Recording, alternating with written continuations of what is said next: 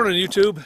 Well, January 12th, 2018, the last day of Skooliepalooza, and where once there was a great herd of schoolies, we are down to the last 5 of us, and very successful. I think we had 40 schoolies here. We had some van dwellers.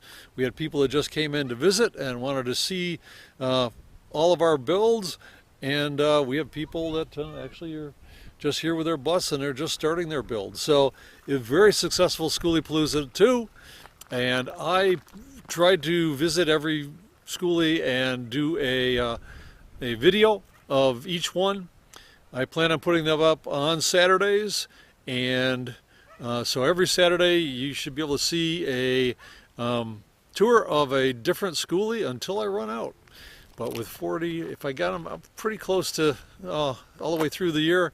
So anyway, I am going to go in and edit those, and I hopefully will see you next year for Skooliepalooza number 3. And hopefully it'll be back here. This has been a great spot for it.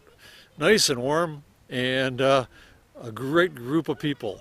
So a lot of us will be over at RTR, which is just down the road a little ways, and mini Skooliepalooza.